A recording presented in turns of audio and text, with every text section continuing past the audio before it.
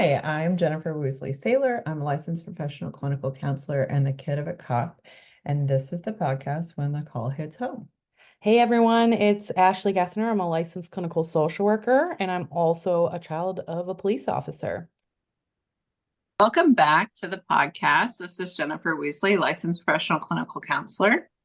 And I'm Ashlee Gethner, a licensed clinical social worker. And today we have a really special episode because we have Brittany Collins on. And one of the coolest things about this, and I'm so excited, is that she listens to us. So she is a part of the When the Call Hits Home family. And that's how we got connected. And I think that's super amazing because we were able to message each other. And she's like, I relate with you guys so much. And I think that was so heartwarming because this is exactly why we're doing this. So it's an honor to have her as a guest today. And we're going to hand it over to you, Brittany, to introduce yourself. Good morning, everyone. My name is Brittany Collins. I started listening to When the Call Hits Home from a friend posting it on Facebook, and it really hit home because it was about her dad being a first responder, and my father is a first responder, was a first responder, a firefighter. And so that's how I got hooked. But also I have 3 uncles that are firefighters. And my husband's a firefighter, and I have been on and off a 911 dispatcher for the last 11 years as well. So I live out in the country with my 5 kids, my amazing husband. We have goats, chickens, barn cats, and a dog. I chose this year to be a stay-at-home mom again with my littlest one. And that's kind of where I'm at now. Okay, so we're all going to your house. Yeah. Thank you so much, Brittany, for sharing that, and especially sharing, when the call hits home, how it hit home a little bit in terms of that experience. That is wild. I don't know what it's like to have first responder uncles. So tell me a little bit about growing up in such a first responder, like family, extended family. Like this is just what grownups do, I assume, is what you're thinking when you're a kid. Right. I mean, it was crazy because my dad didn't grow up wanting to be a firefighter. He grew up wanting to be a teacher like his dad.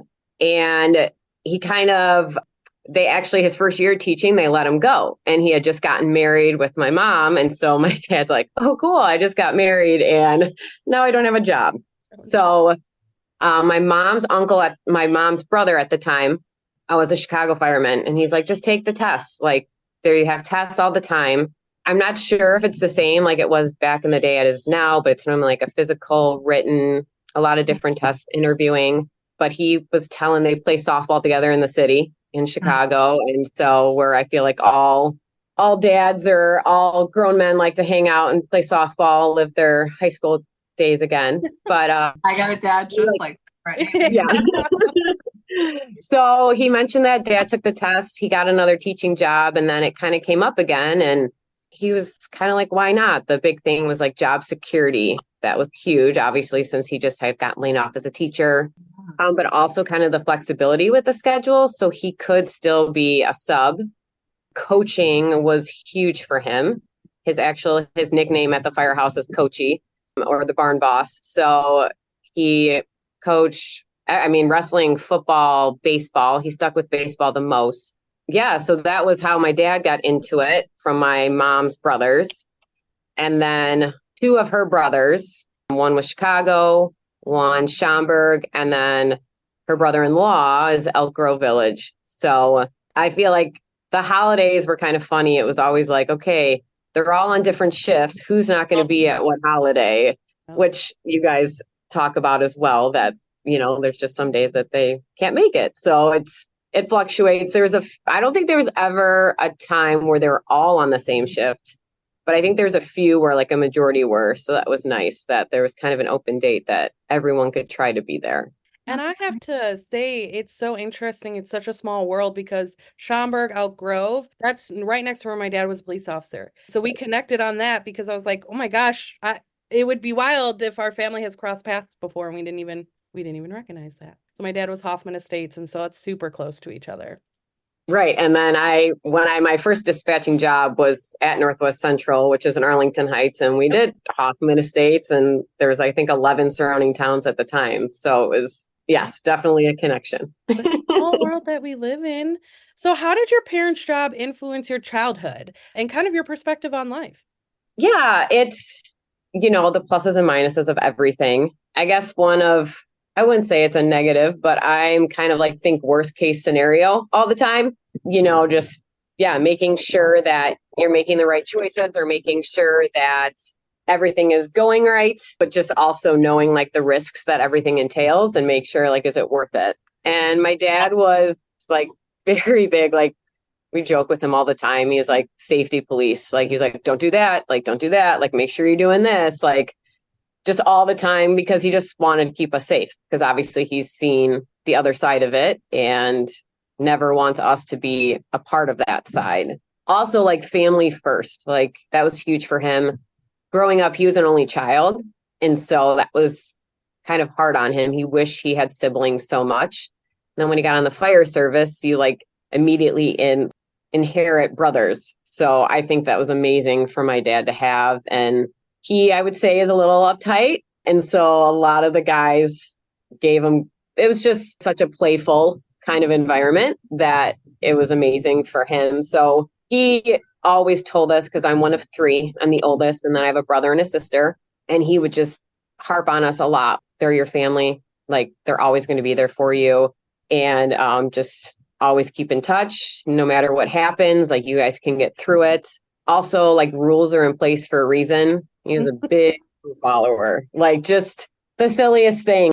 I mean, I guess like wearing a life jacket, like at all times, like even when you're like, okay, Dad, it's 3 feet of water, we'll be fine. He's like, nope, if you're on the water, you got to wear a life jacket. And just the stuff like that, or, try to bending the rules a little bit, like senior skip day in high school. He was like, absolutely not. Why would you do something like that? Like, you need to be in school. And then you're being a representation of our family. So like you're a direct reflection of your mom and dad. And just like your name is a big thing. And that's kind of, I feel like in the fire service as well, that your name holds a lot of clout, how you are and what type of person you are, and just holding yourself to a high standard that other people can respect you and trust you like that. And always just helping someone in need no matter what. Like that was huge. And I feel like that every day, putting people ahead of myself. Yeah. Being a stay-at-home mom, that happens a lot with having 5 kids, just kind of anything. I mean, and also God played a big part in our lives too, that always pray and it'll happen, and God's there for us and he has a plan for us. So that's kind of all the perspectives from my dad. Those are beautiful, beautiful. And I appreciate you sharing each one of those, and your faith. Obviously, that's a beautiful thing. Taking from that and those experiences with your dad, what kind of stands, this is a 2-part question. What kind of stands as like the most, as an adult, man, I'm really grateful for that aspect, and how first responding, how firefighting kind of played into that.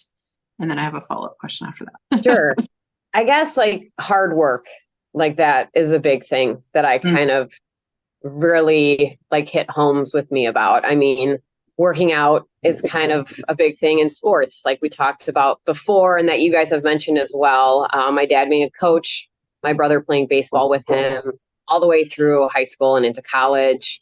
My sister and I played volleyball all the way through high school and into college, and just the hard work. Like, you're not going to be the best, but you can practice and get better every day. And feel like the fire service too. I mean, just learning every aspect of your truck, learning every aspect of a certain call that you're going to go on.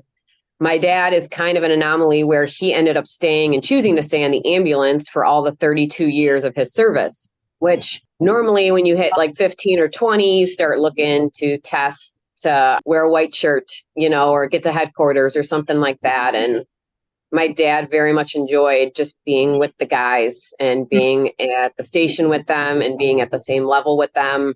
And so, and also, I guess, being a good influence with that, like younger guys coming in, they don't know what to expect. And depending on what house you're in or what kind of history that your department has, depends on how everyone gets treated. And so, being a father figure, being a good example, is something that he, all the guys looked up to him, and it showed too with, he recently passed away in November.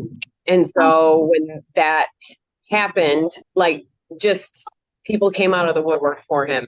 And like, that was everything that they said about him, was that he's just an amazing person. They looked up to him. Like, their lives are different because of him being in it. Right. And so that, I guess, is, him making them better is just amazing. Yeah.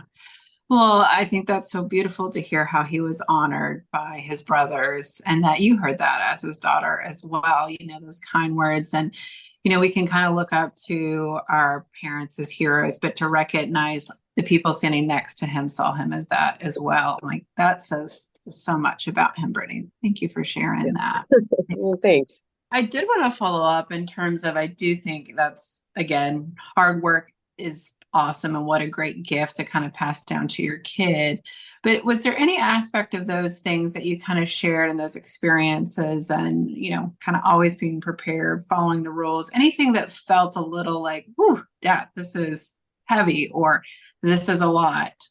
Yeah, I mean, especially like I said, when he would tell us, like, you're an exact representation of your mother and father. So like how you act out in public, how you act in school, any of that, and like kind of carrying on the name. And so that was extremely heavy. I mean, you didn't want to mess up. I mean, his, don't disappoint me, in a sense, like that word.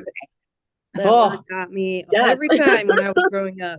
Yeah. Like, anytime I'd leave, he'd be like, make sure you're making the right choices and being a good girl. I'm like, okay, well now, like, I can't even like lie about taking a piece of candy or something, like something that's so insignificant in a sense, but it was just like that angel, sitting on your shoulder that, I mean, it's good, but yes, it weighs, because I guess along the lines of that is, I felt like I never learned how to fail the right way, because love my father to pieces, amazing. But like, he'd give us like an option, but it wasn't really an option. It was kind of a push to, this is what you should do.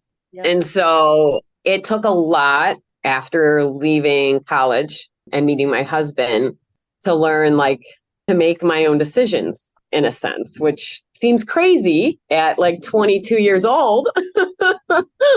I literally cannot relate more to this right now. I wish everyone could see my head movements, because this is so true. And actually, right, like, you're unique in that your husband is also a firefighter, but mine isn't in the first responding world at all. And so for him, it took him a while to understand, like, where I was coming from with things, or I would still feel like I have to justify it to my dad.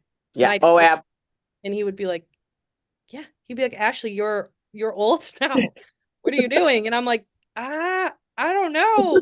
This is hard for me.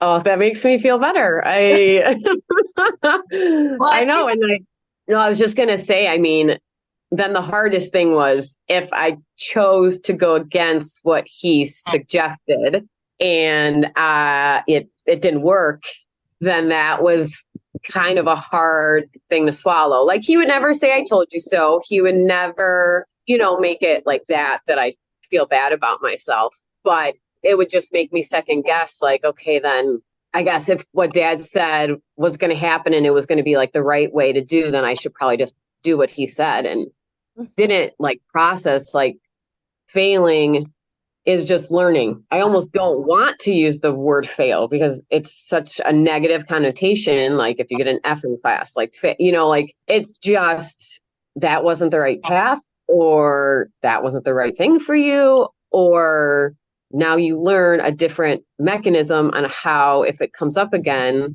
to do it the right way or the different way, in a sense. Well, and I so appreciate that too, that concept of, failure is learning. Yeah. And I'm sure it's hard to navigate that too, because I mean, we believe that our parents have our best interest. Dad wants me to make the right choice. So if he's guiding that, I think it's, okay, I'm going to listen to it. But again, that's building that autonomy in my own experience. That can be a hard place to feel kind of sandwiched in between. Right. Yes, very much.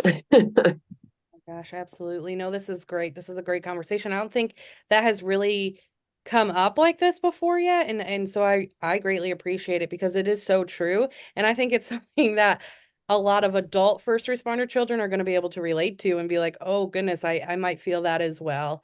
So I love all of this. I know one thing that I had discussed in previous episodes and that I was open and vulnerable with was this struggle in terms of recognizing at some points that like, so I was police side, but that like police weren't necessarily loved or liked, and getting some anxiety from that as a child, or like recognizing what my dad did and growing a little bit of anxiety of and fear of him being in danger and things like that. So I think my question for you is, did you face any challenges or fears growing up with a firefighter parent?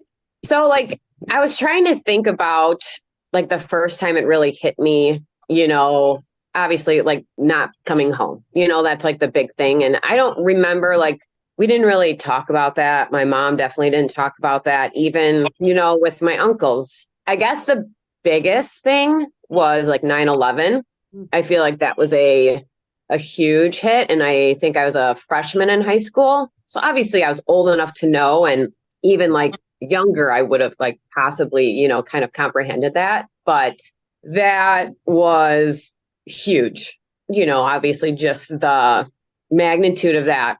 Yeah. Unfortunately, but also he didn't really talk about a lot of stuff. And I feel like he liked to keep stuff at work and stuff at home and keep it separate, which I am half and half about, especially learning through the ways with my husband.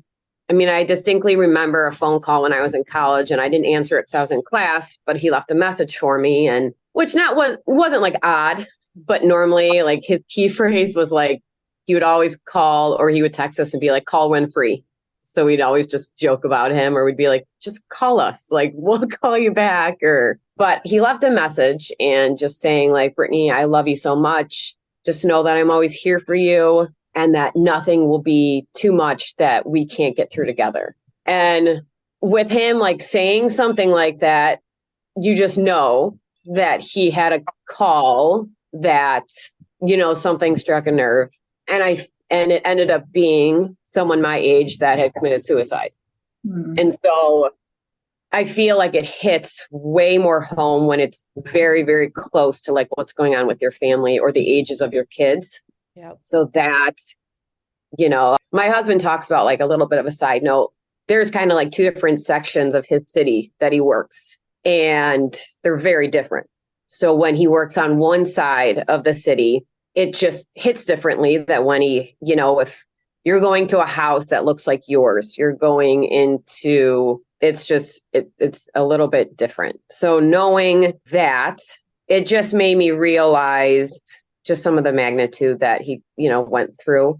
And he had another call that kind of, we didn't go to the city high school that we would have went to. We went to a Catholic school. So we had to drive quite a bit, like 20 minutes. Mm-hmm. And that's where he coached. And one day when he left school, there was a car accident, and he was the first one on scene. And it was two of the students from our high school. And unfortunately, they didn't make it. But he would tell you he was glad he was there for them during that time. But obviously, it was probably like also the hardest thing for him, too, to have to go through that, especially with seeing the kids in their sweaters. That's what my brother, sister, and I wore. My brother and I would drive to school together. But there was a lot of people that were very happy that he could have been the first on scene. Right. Off duty too. So some of that magnitude, knowing just that, I guess weighing those types of things, just knowing the things he would see, and he was quiet about it. So I always just prayed that, I don't think he ever talked to anybody about it. I don't think he talked to my mom about it. I don't know if he talked to his coworkers about it. I mean, maybe here and there. I just prayed that he didn't suffer like in silence. Right. When my husband started his career, it was very much like that. He felt it was too heavy to bring home, or he felt that it was his duty to keep his work at work. But as we've grown and, self-help, and some stuff is too heavy for one person to bear, and it eats you up, and it affects every other part of your life. Whether it's talking to somebody, whether it's physical activity, whether it's, anything. So I guess just that. So what a story. That sounds like something so devastating to a community, to know that that's a school, and the school that you and your family attended, a school your dad coached at. Like, what a devastating experience. And Brittany, to hear you share about that, I hear that experience for you, but also hearing, man, the empathy, sympathy for your dad, knowing that that was his experience. And so I just really hear you channel that. Like, and as you share that story, it's not just about, oh, this bad thing happened. I really hear your love for your dad as you share that story, and recognizing that he was able to say, I was, glad I was the first on scene, but also recognizing what a sacrifice that was for him to be the first on scene. So I appreciate sharing that. Very hard story to share. Yeah. Yeah, definitely. Mm-hmm. I mean, it got, not the story, obviously, but when I became a 911 dispatcher, and so I didn't really know exactly what I wanted to be when I went into college. I guess, to keep backstepping, my dad and I would always watch TV together, and he was just obsessed with CSI as I was. And so, and like Law and Order. And so those were our times together that we would sit and just watch it. And so forensics was huge and so interesting. And, it kind of came up, I loved the sciences, like that was my jam. And how everything kind of falls into place like it normally does just was amazing. The coach looked at me for volleyball, and he was interested. And then ended up being the college that I went to had a forensic entomologist there that did a lot of classes. And I was like, well, this is awesome. Studying.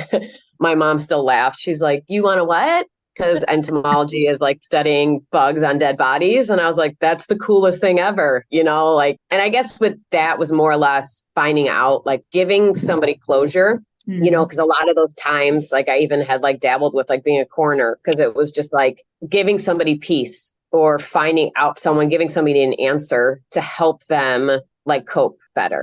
So that was kind of like a very cool thing that I thought that I tried to go that way with forensics. But when I didn't really know, or didn't realize like how hard it is to get into it, and then I just became wishy-washy about what I wanted to do with my career. And he mentioned like, well, he knew a lot of dispatchers. He's like, come sit in with one of the dispatchers at his center, because he was in Arlington Heights and so was the center. I was like, sure. And I ended up falling in love with it, because every call is something new, and you're helping somebody. Right. Like no matter what, like if it's your house is on fire, if someone's injured, or if your cat's in a tree, you got the whole realm of everything to do that. And I guess when that happened, I kind of had a gateway to talk to things with my dad a little bit more about. So things that I went through, I was more open with. And so then I think it gave him a little bit more of a, like, okay, like, not like she's old enough to talk about it, but kind of. And he would love to. I mean, I feel like all the time that we lived in a bubble, because he just wanted to protect us like so much from everything. So he's not going to tell us something that, could leave a lasting impression on you. That was like a wonderful kind of full circle moment to be able to do that with my dad. Oh my gosh, absolutely. And honestly, this is another really big thing we're excited about having you on, because dispatchers definitely deserve recognition. Absolutely. All our heroes as well, and do a job that is, I almost have no words. This whole podcast and working with first responders now has really opened my eyes to dispatch. And it's just an honor to even have you on here, and to have a dispatcher on here to be able to talk about some of that too. I feel like that could be a whole nother episode as well, because I do think we have to tap into that. Like dispatchers, they don't get to see the end of a lot of things, and they're left with all of the unknowns. And sometimes I think that can be really daunting and haunting to them. And so that's a whole other aspect of this. And I just wanted to give that shout out here as we transition to that quick, because that, it is so true. Our dispatchers are also heroes, and we got to recognize that. I think they can be the forgotten first responders at times. And so I'm so appreciative, Brittany, of you being on here and being our first voice of dispatch Oh. because No, thank you. Yeah. I mean, yes, it was awesome. I never would have thought. And it's almost like a career you don't really know of or like hear of in a sense too. You just kind of like fall into it. And I was lucky that I had my dad and then I had two uncles too. So there was the chance I could have talked to all three of them on the radio. So that was pretty amazing. It was very busy. It was police and fire and then call taking. And then after we had moved out farther away, commute was going to be too much. But then I found another dispatch center, the Ogle County Sheriff's Office, and worked part-time there, which was amazing, which was just like a whole nother world because you go from police and fire in 11 towns to a county of having 3 officers and a lieutenant on. Then you did mainly fire dispatching. So it was just different and like volunteer departments. So it was just a wonderful aspect of that. And then I went into another sector of dispatching, which dealt with some of the hospital medical side, which was very interesting. Rockcom in Rockford, that you would connect doctors between hospitals for specialties to see if you would be transferring patients back and forth, if there was beds available for smaller hospitals that didn't have the specialties that higher level ones did. So, but still did some of the surrounding towns of Rockford, mainly fire. So it's interesting. I loved it. I mean, every day was something new and it felt actually homey, like coming home to talk to my husband about stuff if I needed to, or talking to my dad about stuff. Just, it's hard professions where if you're not in it or if you haven't done it or lived through someone having it, it's just very different to try to connect with someone that might not understand, like even having a weird sense of humor. That is just not normal, but it's a coping mechanism that just kind of happens. yeah, I think it's a healthy thing, actually. Absolutely. And I mean, I think too, you hit, so I grew up in that area and I'm like, wow, those are all Rockford's extremely busy all Right. the time. So, I mean, it's just all those things. It does make a huge difference between when you're working in a, like you said, like Arlington Heights and everything, and then you're like Ogle County and that's 3, I can't imagine that had to be such an adjustment. But you also did make a really good point at the end here of talking about how if people don't get it, it's really hard. Like things are just different. And I think that's where Jennifer and I really connected because it was Yes. that final moment of being like, whoa, somebody else understands this life. The humor, all of that, everything you said, I'm like, yep, check, check, check. And it's crazy because not only in our personal lives does that check, but also, and Jennifer, I don't know if you can agree or disagree with me here, that's okay. But like in our clinical role too, like now that I'm working mostly with first responders, having that experience and growing up with a first responder helps tenfold in first responders being even willing to come and talk and get the help that they need. I agree. I think my clinical experience does not offer what my experience growing up in a first responder home offers a client that comes into me. I think that is what they're more willing to share than the fact that I have a bunch of letters behind my name. I agree with that completely. And it is its own experience. And again, it doesn't mean that people aren't well-meaning, but you just don't get it all the time. Absolutely. And I mean, I think I mentioned to Ashlee too, like, I don't understand how, well, I guess it would be tough. Like, I understood my dad's schedule. So with my husband being a firefighter, I understand. I mean, they do the 24/48. So you work for 24 hours straight, 8 a.m. to 8 a.m. the next day, and then you're home for 2 days. So I give it out there to all like the wives and other family members that have never dealt with that kind of schedule. Like even my mom, that's her dad worked at the gas company in Chicago. And so, that's an 8 to 5. Then you come home, you have weekends, you have holidays, but it would be a very big adjustment. And I guess I just kind of slid right into it. Like, this is my norm. Like, this is what I know. Brittany, that is such a great point. I never forget this. I had just graduated college and one of my girlfriends from college called me up just in tears. She had just married a police officer. And she's like, I don't know how you and your family did this. Like, I thought I was going to get married and build this family, and I never get to see my husband. And I was just like, what are you talking about? Because it was such a normal experience for me. I didn't know. And it did. I was, again, still in my 20s, gave me some perspective about my mom. Like, oh, wow. Like, there was a lot of times it was just her being kind of a single parent at times, just because that's what the schedule is. So I was going to ask you about that in terms of that. I keep asking double questions, but it is what being a kid of a first responder, then, marrying somebody that's a first responder and being one yourself. Like, how do you feel like that helped with that kind of transition into adult or to the field? Yeah, no, I mean, I guess preparedness. I don't know if that's just my my personality or what. I'm a list maker. I'm a Post-it note list making type of person, with like the dispatching aspect is like multitasking. There's a lot going on. You got to keep your head on a swivel.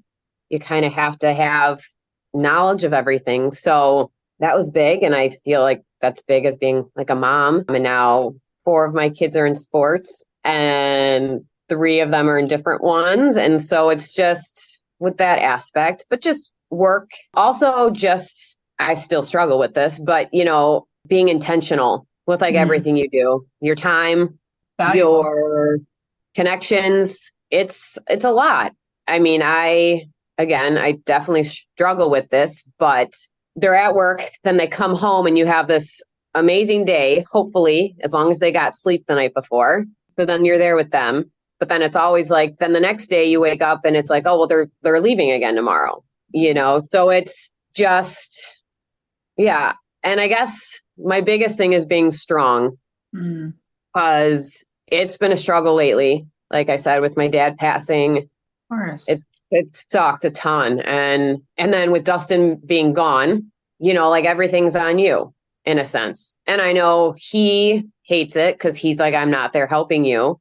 And I'm like, I know, so I have to wait till he gets home, to like fall apart in a sense. I got to keep it together. So yeah, just being strong. But I guess alongside with that, my parents were they did show emotion and they did talk to us. It's not like they didn't, but I don't think they let on as much as I see now that I kind of want to with my kids.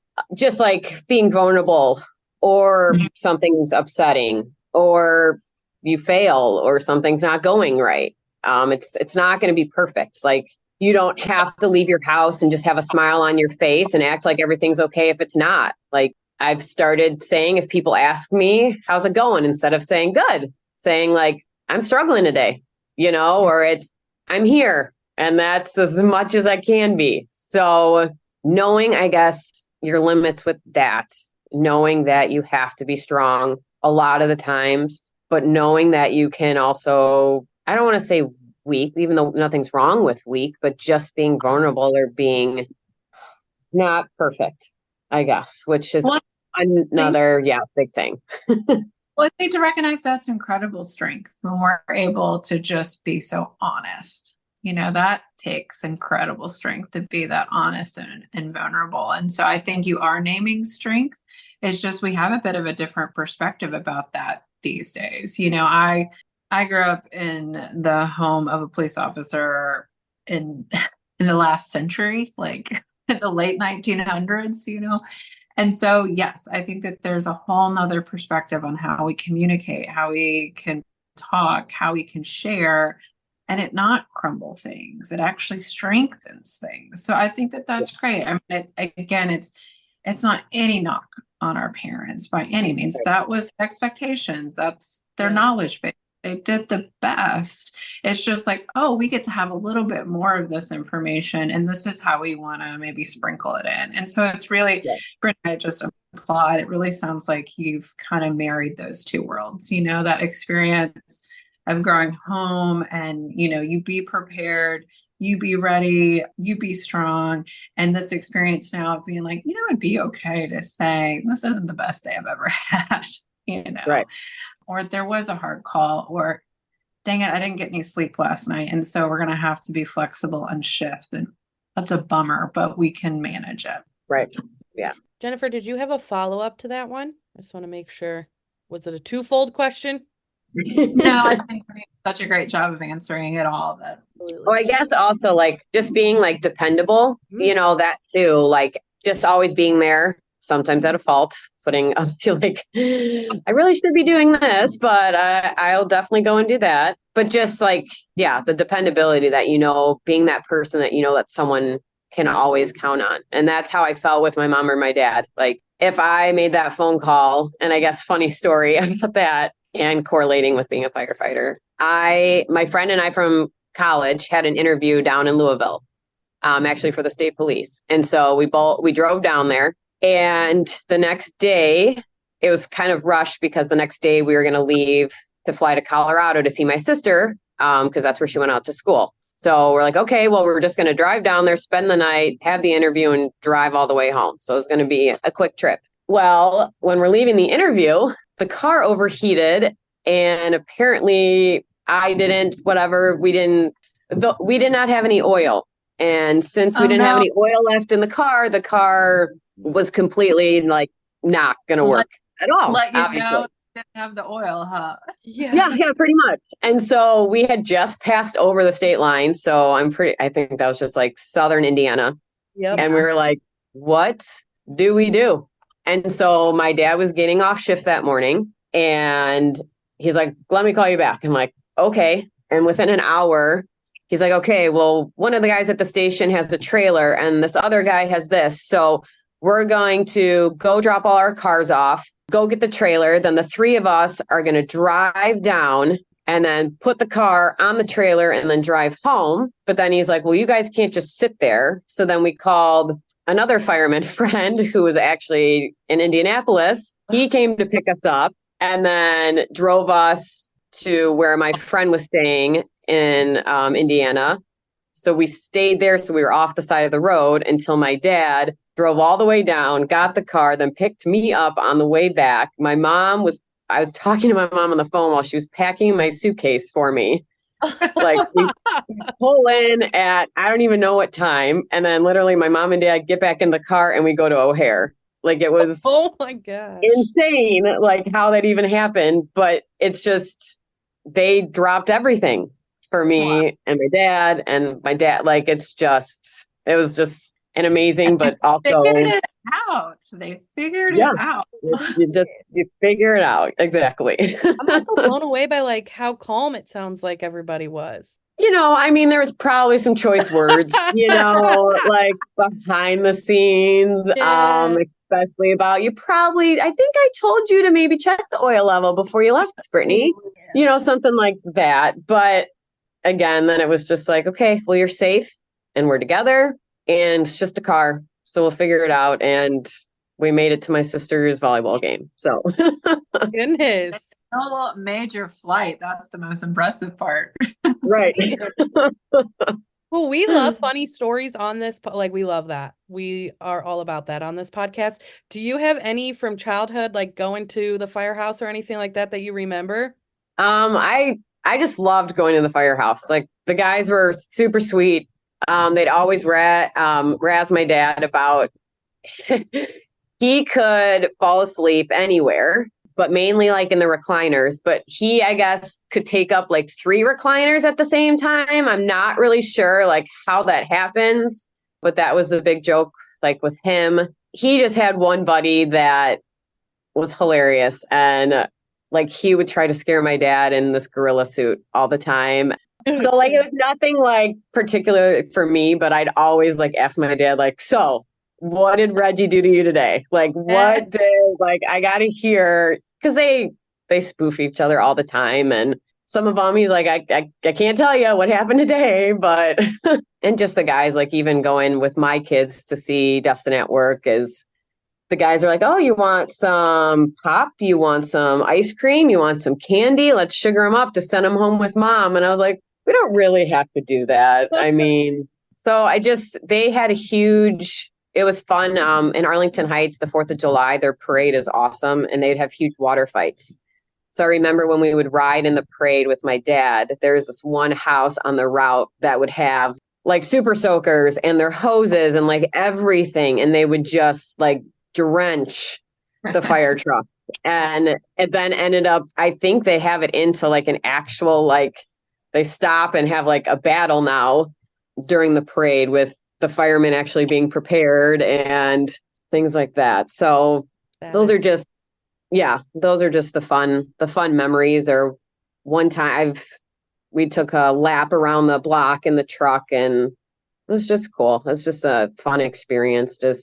Or even like the police are like doing a ride along. It's interesting. I don't know. I love that stuff. I know with everything that has happened, it's just, I still I'm just very proud of the police and firemen. Like it's just, they do an amazing job on a lot of things that kind of goes against them a lot of the time. Well, and it sounds so great that the Firehouse was your second home, and it sounds like that for your kids as well. Let's go. This is a part of us too, because our dad's here so much of his time. Yeah.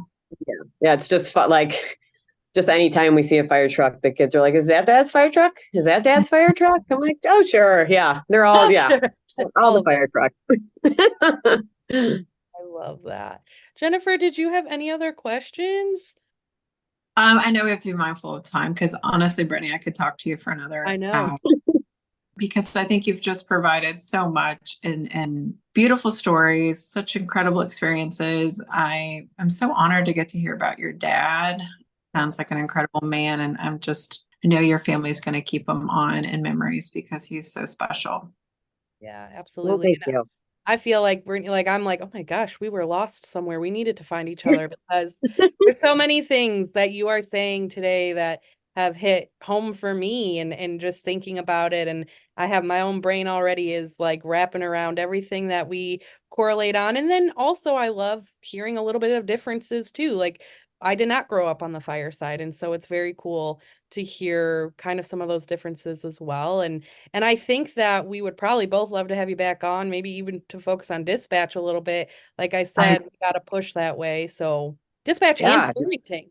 I mean, like there's so much that I have so I much know more to talk that about. I feel like we could keep pushing on because I'm like that you just cover all the bases. And I want to thank you and thank you for being a hero as well, because you truly are, as a parent, as a spouse, as a first responder. We cannot thank you enough. So thank you for coming on today. Well, thanks. I really appreciate that very much. Wow, Brittany was awesome. We were so thankful that she was on the show and just talking about her own experiences growing up in a home of first responder, being a first responder herself, and a spouse of a first responder. So we're just so thankful for Brittany for her time and incredible stories. Absolutely. And the fact that she found us and is a big fan I and connected with us on that level really is just so humbling and the reason why we're doing everything. So again, we want to thank you guys all for listening. And don't forget that when the call hits home, Jennifer and I are here for you. Thank you. Thank you.